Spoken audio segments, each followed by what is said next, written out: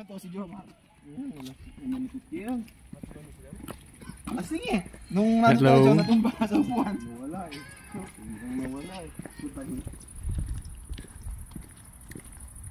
Kami nag-aayayan ng lumabas. Medyo ano lang, magpapasyal-pasyal. Pero ang oras ay mag-alas 10 na ng gabi. At o kanyang maliwanag pa ang kalangitan. Nadaan kami dito.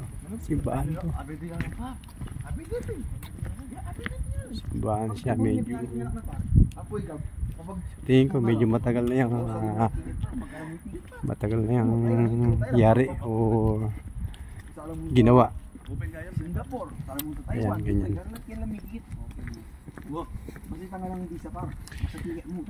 Ngayon lang kami may time na lumabas. Kumbaga medyo mag-ano ng konti, mag-ribang. Oo, natulog magdamag. Pagka matutulog na lang kasi baka wala na itulog bukas.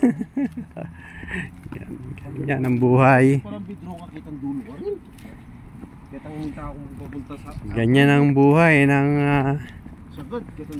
Pilipinong manggagawa dito sa Poland. Siyempre kailangan mo paminsan-minsan maghanap ng malayo sa pamilya.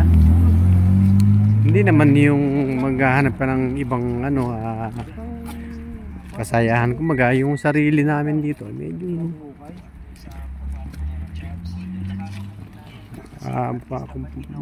tawag doon lilibangin paminsan-minsan. Kaalaman itong paglilibot. Kasi may mga lugar din naman dito na pwede puntahan kahit ganito ng oras.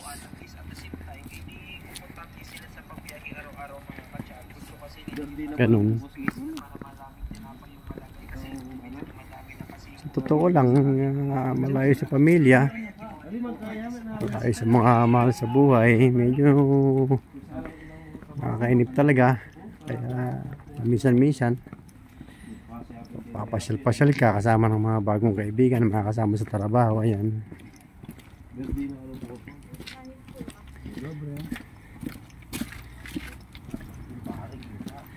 Minsan-minsan magpasyal-pasyal naman. Maliwanag pa siya talaga halos alas 10 na rin kami.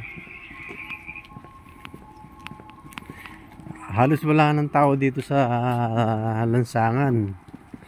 Ilan na lang. Siguro yung mga nakakasalubong namin galing sa trabaho o galing sa market, bumili ng kanilang mga personal needs. Pero halos malinis na ang daan.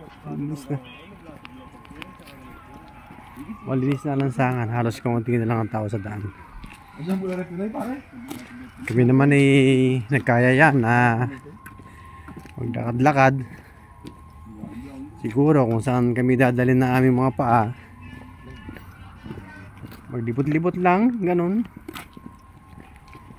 Ganito lang naman ang buhay namin dito. Bagay yung mga sarili namin ay paminsan-minsan ay nililibang.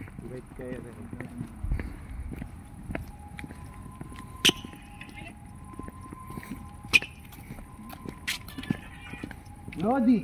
Ito lang naman ang aming libangan dito, maglakad-lakad.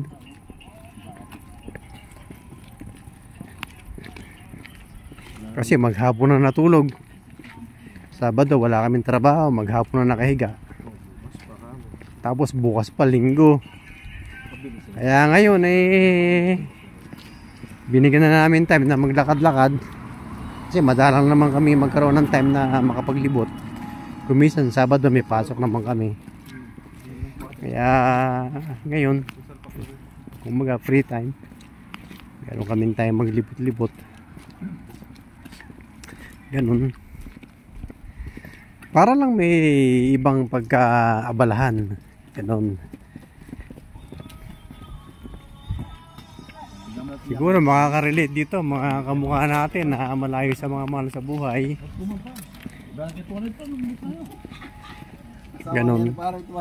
Kauna-unahan. Kainin metong makarerod yun.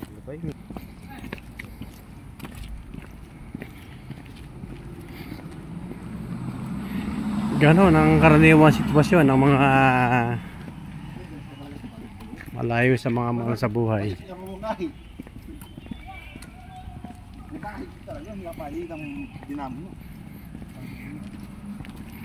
Pasyal-pasyal pagka may time, pag kaya pa ng katawan na maglibot-libot.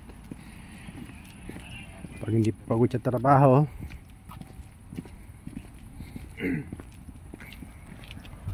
Ganun lang.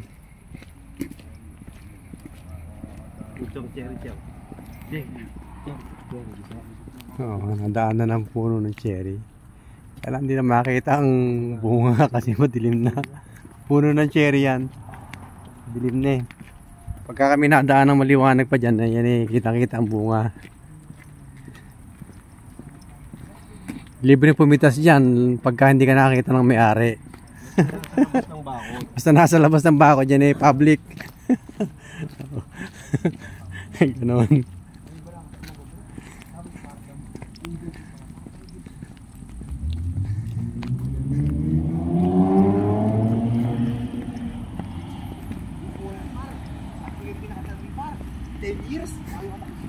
Ang buhay dito sa abroad o dito sa Poland, makasanap na mahirap.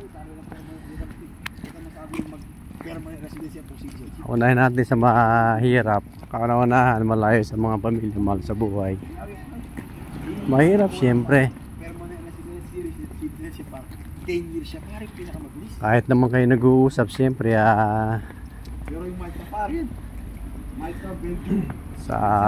nag-uusap kayo lagi sa cellphone. Yan, ganito. Lagi kayo nag-uusap sa mga pamilya nyo. Kahit pa paano, nababawasan ng pagkainit o pagkamiss sa isa't isa. Ganon.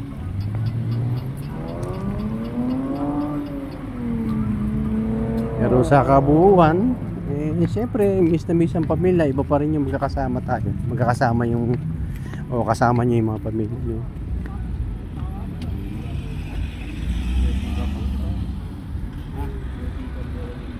Ganun lang ang buhay namin dito.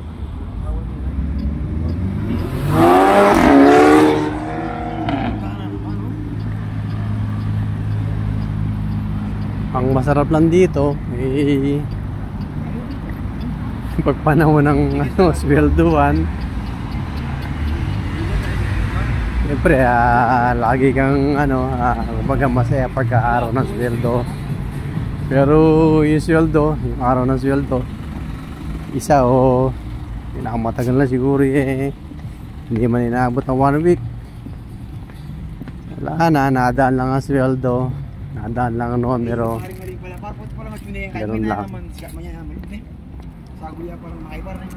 Lalo na sa mga kamukha akong baguhan dito lang, siyempre medyo malaki ang ginastos. Kaya yung sinisweldo ito na napupunta sa ginamit papunta rito. Wala ballroom niya pare. Wala pare nga rin. Ay diyan ko na yung manyali ni Pacha sabi no. Tingnan mo nga bin na parcha to mas. Ganun lang muna mga kababayan. Salamat sa panonood. May kainipin kami